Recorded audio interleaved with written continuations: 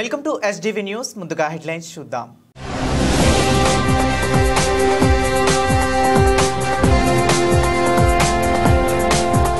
September 1 నుండి కొత్త bar policy. బార్లలో కూడా గీత వర్గాలకు 10% షాపు. సీఎం చంద్రబాబు నాయుడు.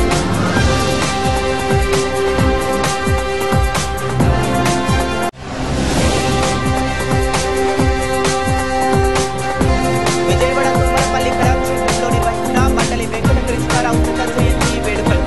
ముఖ్య అతిథిగా హాజరైన సీఎం చంద్రబాబు.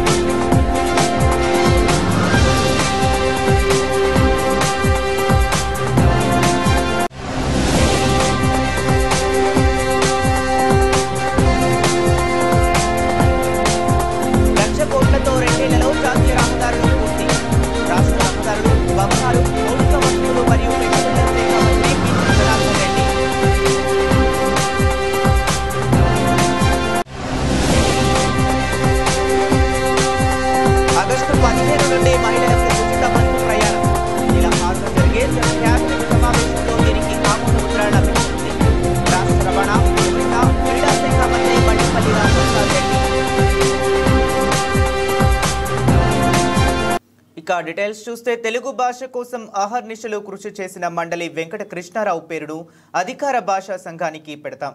ప్రజల గుండెల్లో చిరస్థాయిగా నిలిచిపోయే వ్యక్తి మండలి వెంకట కృష్ణారావు. దివిసీమ ఉప్పెన సమయంలో ఆయన చేసిన సేవలు మరిచిపోలేనివి. మహాత్ముని ఆశయాలను తూచా తప్పకుండా పాటించిన వెంకట కృష్ణారావు మనందరికీ స్ఫూర్తి అని ముఖ్యమంత్రి చంద్రబాబు నాయుడు అన్నారు. విజయవాడ తుమ్మలపల్లి కళాక్షేత్రంలో నిర్వహించిన మండలి వెంకట కృష్ణారావు శత జయంతి వేడుకలకు ముఖ్య అతిథిగా సీఎం చంద్రబాబు హాజరయ్యారు. ఈ సందర్భంగా ముఖ్యమంత్రి మాట్లాడుతూ, నేను ఈ కార్యక్రమానికి రావటానికి ఓ ముఖ్య కారణం ఉంది. నేటి తరానికి విలువలతో కూడిన రాజకీయాలు ఎలా ఉంటాయో తెలియాలి. 1978, 1983 మధ్య కాలంలో మండలి వెంకట కృష్ణారావుతో ఎమ్మెల్యేగా కలిసి పనిచేసే అవకాశం నాకు వచ్చింది. విలువలతో కూడిన రాజకీయాలు, సేవాభావంతో పనిచేసిన నాయకత్వానికి ఒకప్పుడు చూశాం. ఇప్పుడు పూర్తిగా విలువలు పడిపోయాయి. అడ్డదారుల్లో డబ్బు సంపాదించడమే ధ్యేయంగా ఉంటున్నారు. గాంధీజీ ఆశయాలను తూచా తప్పకుండా పాటించిన మండలి వెంకట కృష్ణారావు మహాత్మునికి నిజమైన వారసుడు అని సీఎం చంద్రబాబు అన్నారు. గౌరవనీయులు పూజ్యులు శ్రీ విశ్వయోగి విశ్వంజీ గారు, గౌరవనీయులు పెద్దలు పద్మశ్రీ గరికపాటి నరసింహారావు గారు, గౌరవనీయులు మండలి బుద్ధప్రసాద్ గారు, గౌరవనీయులు సహచర మంత్రివర్గ సభ్యులు కొల్లు రవీంద్ర గారు, స్థానిక శాసనసభ్యులు సభాధ్యక్షులు బొండా ఉమామహేశ్వరరావు గారు, గౌరవనీయులు పెద్దలు పద్మశ్రీ అన్నవరపు రామస్వామి గారు, గౌరవనీయురాలు పద్మశ్రీ శ్రీమతి దండమూడి సుమతి రామ్మోహన్ రావు గారు,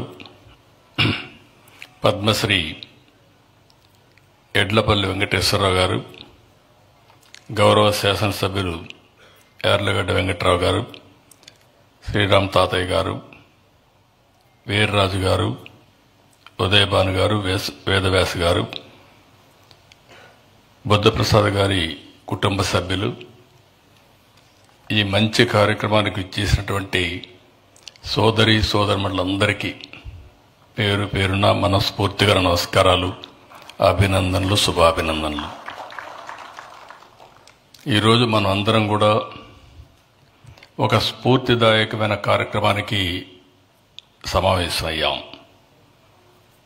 ఇప్పుడే మిత్రులందరూ మాట్లాడారు. దివిసీమ గాంధీగా పేరున్నటువంటి మండలి వెంకట కృష్ణారావు గారి యొక్క శత జయంతి. ఛత్తీస్గఢ్లో నన్స్ పై కొంతమంది మతోన్మాదులు కుట్రలు పన్ని తప్పుడు ఆరోపణలు చేస్తూ వారిని అక్రమంగా అరెస్టు చేయించడాన్ని దేశంలోని అన్ని సంఘాలు, సంస్థలు తీవ్రంగా ఖండిస్తున్నాయని Vijayawada Catholic diocese monsignor federation of churches executive secretary rev father Muvvala Prasad అన్నారు. దేశ సమాజ సేవలో భాగంగా క్రైస్తవ సంస్థలు పేదలకు సేవలు అందించడమే నేరమా అని ప్రశ్నించారు. నన్స్పై పెట్టిన కేసులను వెంటనే తొలగించాలని డిమాండ్ చేశారు. ఛత్తీస్గఢ్లో కేరళకు చెందిన 2 నన్స్ను అక్రమ అరెస్టులను నిరసిస్తూ ఫెడరేషన్ ఆఫ్ చర్చెస్ ఆధ్వర్యంలో నిన్న సాయంత్రం అన్ని క్రైస్తవ సంఘాల ఆధ్వర్యంలో క్రైస్తవుల భారీ కవ్వొత్తుల ర్యాలీ నిర్వహించారు. ఈ ర్యాలీ బిషప్ అజరయ్య స్కూల్ ప్రాంగణం నుండి ప్రారంభమై పీడబ్ల్యూడీ గ్రౌండ్ అంబేద్కర్ స్మృతివనం వరకు చేరుకుని అక్కడి నుండి తిరిగి బిషప్ హాజరయ్యి స్కూల్ గ్రౌండ్కు తిరిగి చేరుకుంది. ఈ సందర్భంగా Vijayawada Catholic diocese monsignor federation of churches executive secretary rev father Buvvala Prasad మాట్లాడుతూ ఛత్తీస్గఢ్లో నన్స్పై కొంతమంది మతోన్మాదులు కుట్రలు పన్ని తప్పుడు ఆరోపణలు చేస్తూ వారిని అక్రమంగా అరెస్టు చేయించడాన్ని దేశంలోని అన్ని సంఘాలు సంస్థలు తీవ్రంగా ఖండిస్తున్నాయని అన్నారు. నన్స్ బెయిల్ మంజూరైనప్పటికీ వారిపై బనాయించిన అక్రమ కేసులను ఎత్తివేయాలని డిమాండ్ చేశారు. కిందటి వారం గవర్నమెంట్ వారు లేక అక్కడ ఉన్నటువంటి లోకల్ వాళ్ళు సిస్టర్స్ ఇద్దరిని నిర్బంధించారు, జైల్లోకి తీసుకువెళ్ళారు, జైల్లో పెట్టారు. ఏంటి వాళ్ళు చేసిన నేరం అంటే వాళ్ళ దృష్టిలో ఉద్యోగాన్ని కల్పిస్తూ ఒక హాస్పిటల్లో పనిచేయడానికి పేద పిల్లలను ముగ్గురిని వాళ్ళ తల్లిదండ్రుల యొక్క అనుమతి పత్రాన్ని తీసుకువెళ్ళేటువంటి నేపథ్యంలో వీళ్ళని ట్రాఫికింగ్కి మరలుస్తున్నారు అనేటువంటిది, మత మార్పిడి చేస్తున్నారు అనేటువంటి అభియోగాలు మోపి వాళ్ళ డాక్యుమెంట్ చూపించినా కూడా వినుకోకుండా పాస్పోర్టు వాళ్ళు నిర్బంధంగా తీసివేసుకుని కాన్ఫిస్కేట్ చేసి చాలా దారుణమైనటువంటి పని చేశారు.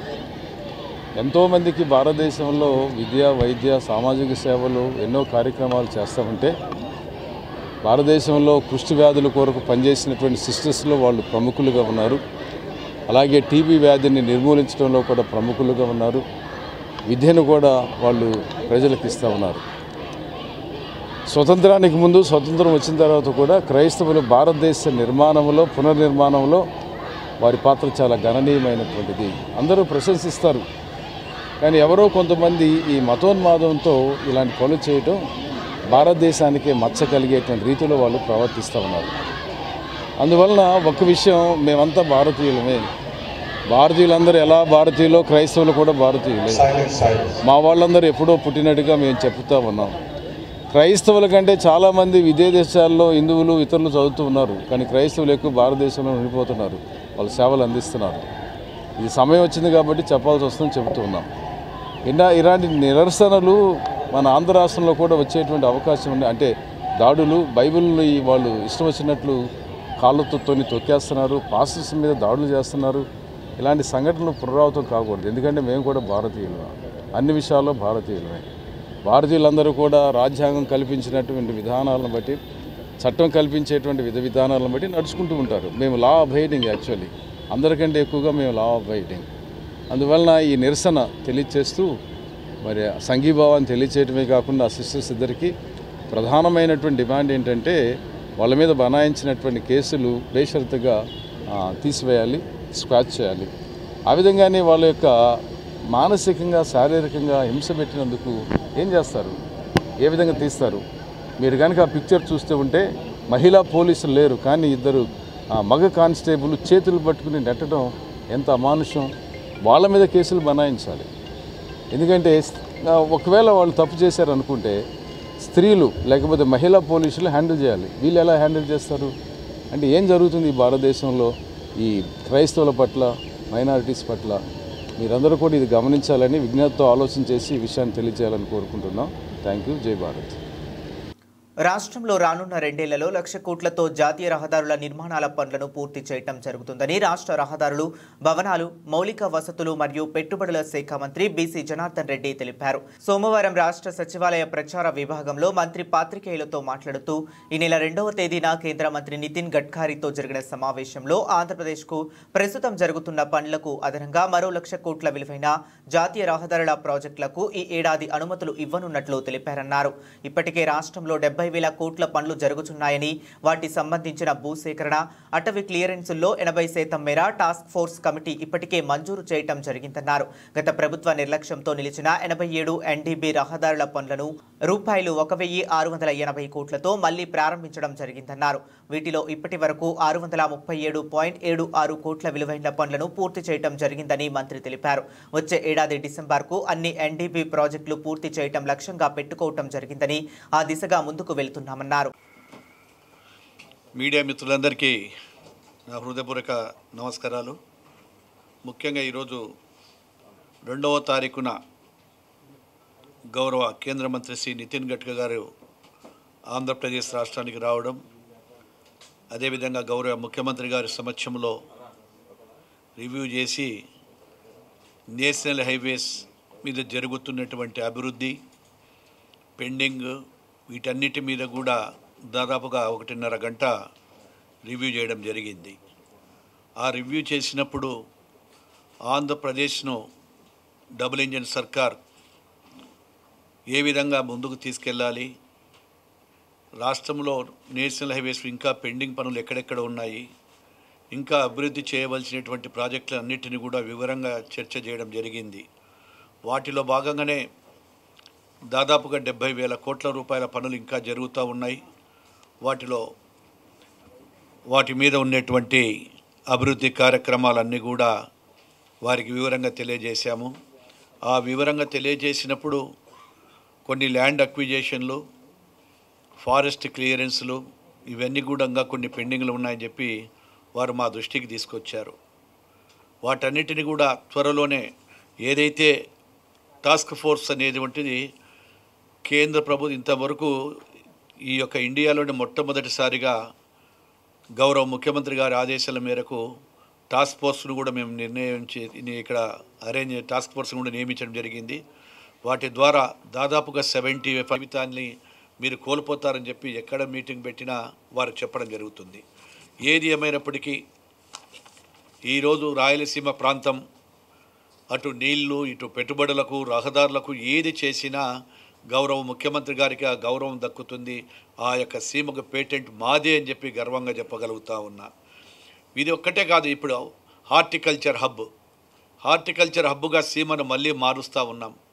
అనంతపురం జిల్లా ఒకటే కాదు, ఇటు కర్నూలు జిల్లాను, అటు అనంతపురం జిల్లాను, అటు కడప జిల్లాను కూడా ఈ యొక్క హార్టికల్చర్ ద్వారా అభివృద్ధి చేయాలనేటువంటి ఉద్దేశంతో హార్టికల్చర్ గారు కూడా ప్రముఖ ప్రాధాన్యత ఇస్తున్నామని చెప్పి తెలియజేస్తూ ఉన్నాము.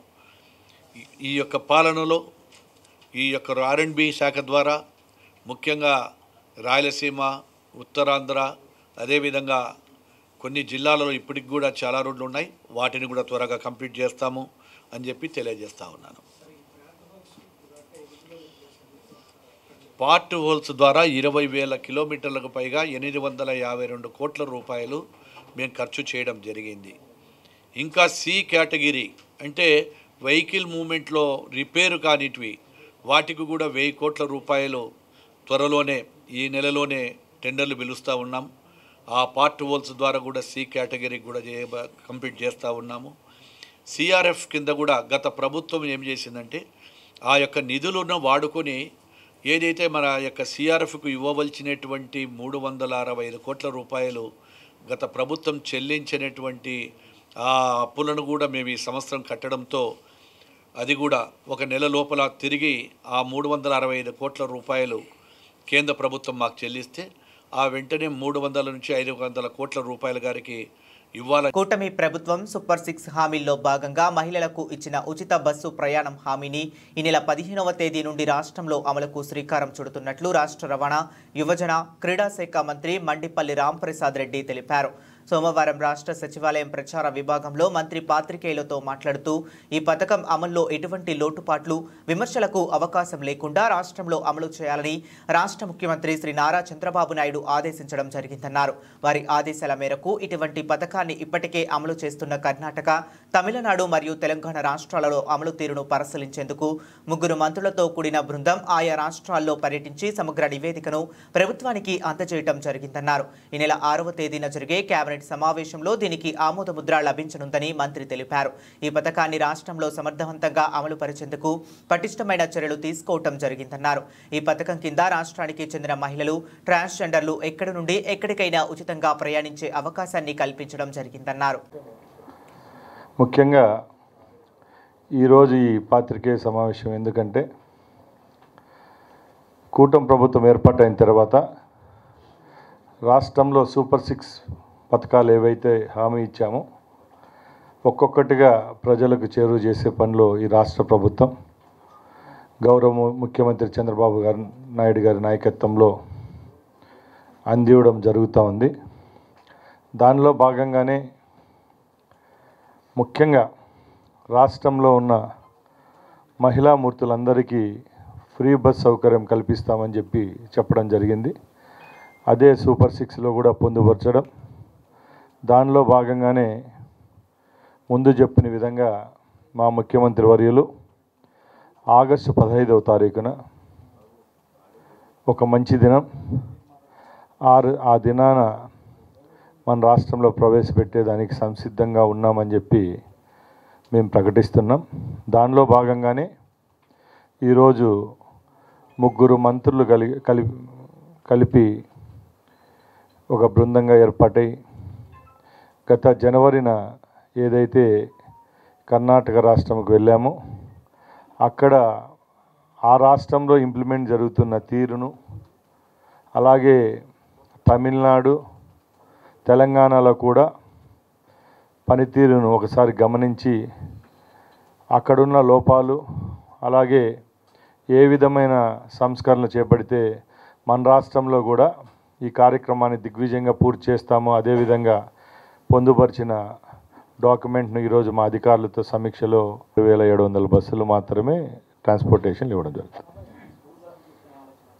లేదండి, మీరు అడిగిన క్వశ్చన్కి ఏమంటే ఇప్పుడు మనం స్కూల్ బస్సెస్ ఏవైతే ఉన్నాయో సుమారు 700 బస్సులు మార్నింగ్ ఈవినింగ్ స్కూల్ పిల్లల కోసం డ్రాపింగ్ పికప్ కాడ బస్సులు ఉన్నాయి. ఆ బస్సులను కూడా ఈ ఈ మధ్యలో గ్యాప్ ఉండే టైముల్లో 1-2 షెడ్యూళ్ళు నడిపేదానికి కూడా పరిగణలోకి తీసుకుంటున్నాం. ఏం రిజర్వేషన్ అండి?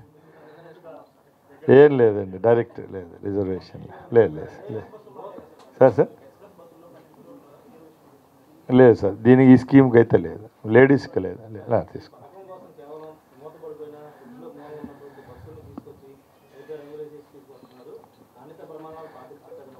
సార్, మేము ఒకటే చెప్తున్నామండి, ఉచిత బస్సు ప్రయాణం అనేది ఈ స్కీమ్ అనేది ఒక 1500-1000 బస్సులకో పెట్టింటే ప్రతిపక్షాలు వాళ్ళు చెప్పింది కూడా నిజం అనుకోవచ్చు. ఆర్టీసీలో ఈ కేటగిరీలకి ఈ కోవకి చెందిన బస్సులన్నింటినీ మేము ఇస్తామని చెప్పినప్పుడు ఆ క్వశ్చన్ ఎక్కడ రైజ్ అవుతుంది సార్?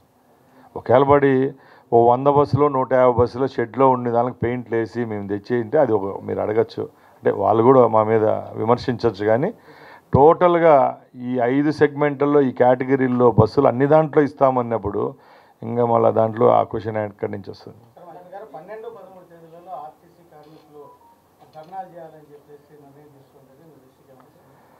సార్, ఇప్పుడే నేను కూడా చూడడం జరిగింది.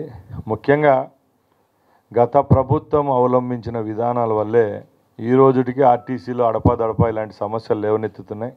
ఆ రోజు జగన్మోహన్ రెడ్డి ఏపీఎస్ఆర్టీసీని ప్రభుత్వంలో విలీనం చేయడం, ఆ చర్యను ఎవరు హర్షిస్తున్నారు ఎవరు హర్షించకపోయినా కూడా ఇంకా కొన్ని ఉన్న సమస్యలు అయితే ఈ రోజుటికి చాలా పేరుకుపోయిన సమస్యలు ఉన్నాయి. ఒక్కొక్కటిగా మా ప్రభుత్వం ఏర్పాటైన తర్వాత గాడిలో పెట్టే విధంగా చర్యలు తీసుకుంటున్నాం.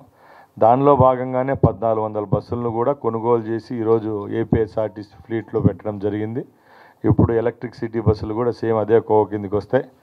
అలాగే ఇంకా కార్మికుల విషయానికి వస్తే ఎప్పటి నుంచో పెండింగ్ ఉన్న నైట్ అవుట్ అలవెన్సులు కూడా 80 రూపాయలు ఇచ్చేదాన్ని మేము 120 రూపాయలు ఇచ్చి లాంఛనంగా 2 నెలల ముందే కార్మికులకంతా అందించడం జరిగింది. ఒక్కొక్కటిగా మా దృష్టికి వచ్చే సమస్యలు అయితే తీరుస్తూ వస్తున్నాం. ముఖ్యంగా ఏ రాష్ట్రమైనా ఏ ప్రాంతమైనా అభివృద్ధి చెందాలంటే పెట్టుబడులు రావాలండి.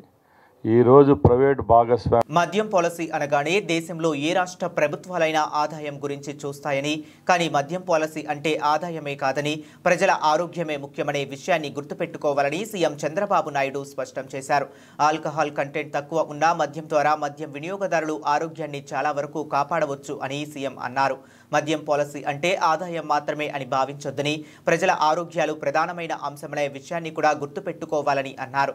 గత ప్రభుత్వ హయాంలో నాణ్యత లేని మద్యం కారణంగా కొన్ని లక్షల కుటుంబాలు నష్టపోయాయన్న విషయాన్ని సీఎం గుర్తు చేశారు.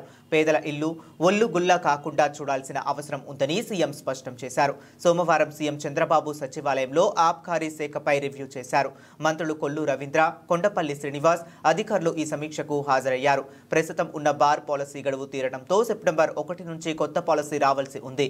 అధికారులు సీఎంకు కొత్త పాలసీపై ప్రతిపాదనలు వివరించారు.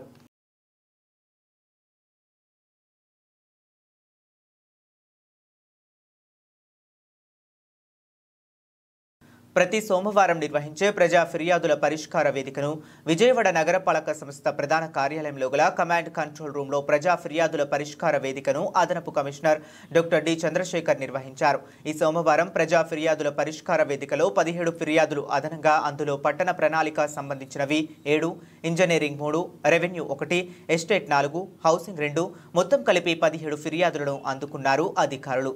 ఈ కార్యక్రమంలో chief city planner Sanjay Ratnakumar, chief engineering R Srinath Reddy, chief medical health officer doctor K Arjun Rao, deputy commissioner revenue G Srujana, joint director Amrit, doctor Latha, పర్యవేక్షణ engineer P Satyakumari, P Satyanarayana, deputy director horticulture Chandrasekhar, estate officer A Sridhar, biologist Kameswararao, veterinary assistant surgeon doctor BNS Someswarekar Reddy తదితరులు పాల్గొన్నారు.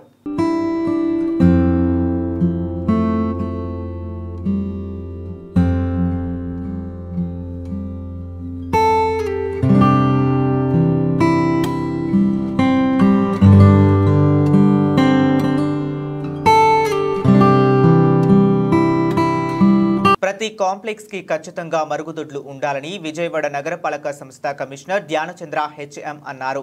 సోమవారం ఉదయం తన పర్యటనలో భాగంగా Besant road, Eluru road, Lenin centre, gymkhana ground, Alluri Sitaramaraju park ప్రాంతాలని పర్యటించి క్షేత్రస్థాయిలో పర్యటించారు. ఈ సందర్భంగా కమిషనర్ మాట్లాడుతూ నగరపాలక సంస్థ పరిధిలో గల ప్రతి కాంప్లెక్స్ కి ఖచ్చితంగా మరుగుదొడ్లు ఉండేటట్టుగా అధికారులు నిర్ధారించాలని అన్నారు. నగరపాలక సంస్థవైతే సరిపడా మరుగుదొడ్లు ఉండాలని, ప్రైవేటు కాంప్లెక్స్లైతే వారు కూడా ఖచ్చితంగా మరుగుదొడ్లు ఉండేటట్టు చూసుకోవాలని, లేనిచో నిర్మించుకోవాలని అధికారులు అన్ని కాంప్లెక్స్లు పరిశీలించి ప్రైవేటు కాంప్లెక్స్లలో మరుగుదొడ్లు లేకపోతే వారి ట్రేడ్ లైసెన్స్లను క్యాన్సిల్ చేయాలని అన్నారు. ఈ పర్యటనలో chief engineer R Srinath Reddy, chief medical health officer doctor K Arjun Rao, chief city planner Sanjay Ratnakumar, పర్యవేక్షణ ఇంజనీర్లు P Satyanarayana, P Satyakumari, project officer UCD P Venkatanarayana, estate officer A Sridhar, district fire officer Malyadri, assistant city planner, executive ఇంజనీర్లు సిబ్బంది పాల్గొన్నారు.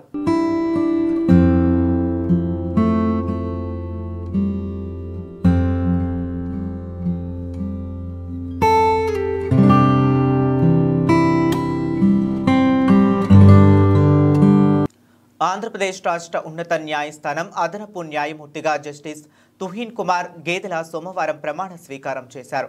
ఆయనచే రాష్ట్ర హైకోర్టు ప్రధాన న్యాయమూర్తి జస్టిస్ ధీరజ్ సింగ్ ఠాకూర్ ప్రమాణం చేయించారు. అదనపు న్యాయమూర్తిగా బాధ్యతలు చేపట్టిన నాటి నుండి 2 సంవత్సరాల పాటు ఈ పదవిలో కొనసాగేలా రాష్ట్రపతి ద్రౌపది ముర్ము జారీ చేసిన ఆదేశాల మేరకు రాష్ట్ర హైకోర్టు ప్రధాన న్యాయమూర్తి జస్టిస్ ధీరజ్ సింగ్ ఠాకూర్ సమక్షంలో ఆయన ఈ బాధ్యతలు చేపట్టారు. హైకోర్టు మొదటి కోర్టు హాల్లో జరిగిన ఈ కార్యక్రమంలో పలువురు న్యాయమూర్తులు, advocate general Dammalapati Srinivas, AP bar council అధ్యక్షులు ద్వారకానాథ్ రెడ్డి, హైకోర్టు న్యాయవాదుల సంఘం అధ్యక్షులు కె చిదంబరం, అదనపు సోలిసిటర్ జనరల్ ధనుంజయ, అదనపు advocate general P Sambasiva Pratap, public prosecutor M Lakshminarayana, high court registrar general Parthasarathi, పలువురు ఇతర రిజిస్టర్లు, సీనియర్ న్యాయవాదులు, బార్ అసోసియేషన్, బార్ కౌన్సిల్ సభ్యులు, AP legal services authority, AP judicial academy ప్రతినిధులు తదితరులు ఈ కార్యక్రమంలో పాల్గొన్నారు.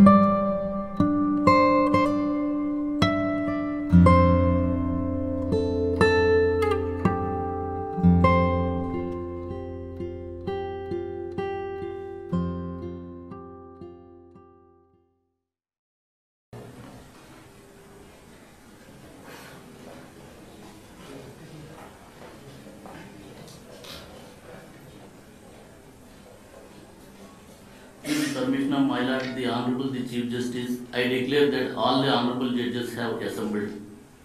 With the permission of my Lord, the Honorable the Chief Justice, I read out the notification of appointment of Sri Tuhin Kumar Gedala to be the Additional Judge of High Court of Andhra Pradesh. In exercise of the power conferred by Clause 1 of Article 224 of the Constitution of India, the President is pleased to appoint Sri Tuhin Kumar Gedala to be an additional judge of the Andhra Pradesh High Court for a period of 2 years, with effect from the date he assumed the charge of his office. His Excellence the Governor of Andhra Pradesh, as per GO RT number 255, Law LA and J SCF Department dated 3/8/2025, delegated the powers to Honorable Sri Justice Dheeraj Singh Thakur, the Chief Justice of the High Court of Andhra Pradesh, to administer the oath to Sri Tuhin Kumar Gedala, Additional Judge Designate. With the permission of my Lord, the Honorable the Chief Justice, I read out the government order. Under Article 219 of the Constitution of India, the Governor of Andhra Pradesh hereby appoints Honorable Sri Justice Dheeraj Singh Thakur, the Chief Justice, High Court of Andhra Pradesh, as the person before whom Sri Tuhin Kumar Gedala, who has been appointed as an Additional Judge of High Court of Andhra Pradesh, shall make and subscribe an oath or affirmation according to the form set out for the purpose in the third schedule to the Constitution of India before he enter upon his office.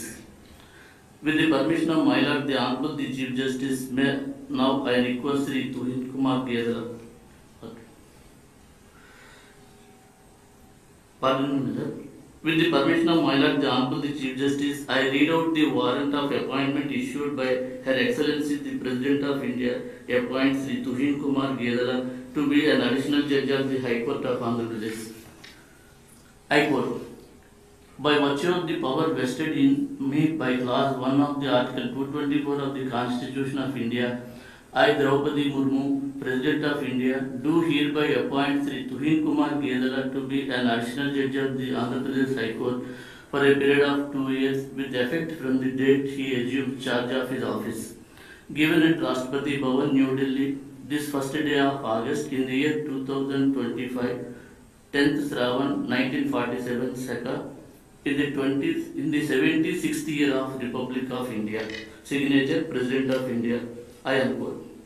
May I now request my Lord, the Honorable the Chief Justice, to administer the oath.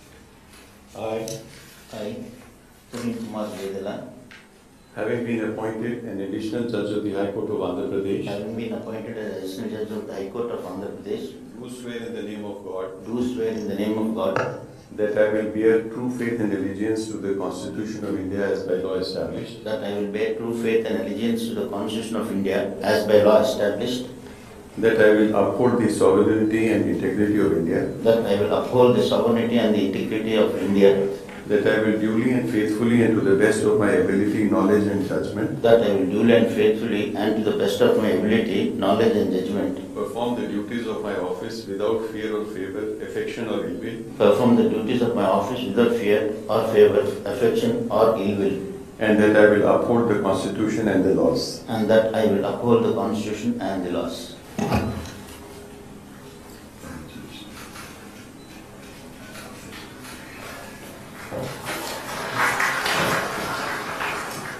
There is no clapping.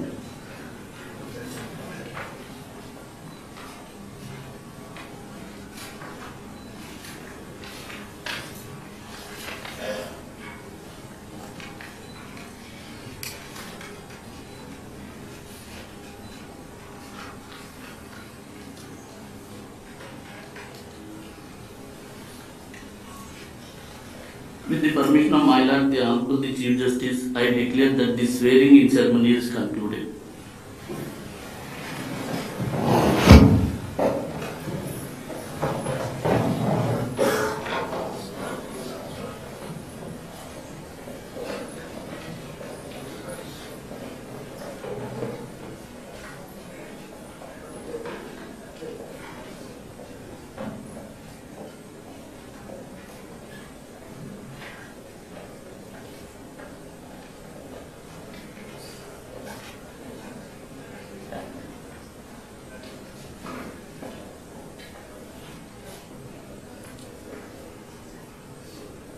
Bulletin ముగించే ముందు మరొకసారి headlines చూద్దాం.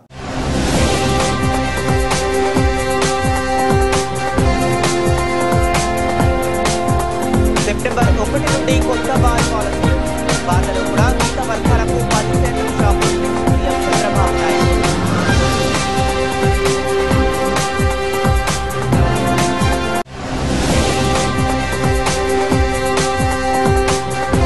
విజయవాడ తుమ్మలపల్లి కళాక్షేత్రంలో నిర్వహించిన మండలి వెంకట కృష్ణారావు శత జయంతి వేడుకలు. ముఖ్య అతిథిగా హాజరైన సీఎం చంద్రబాబు.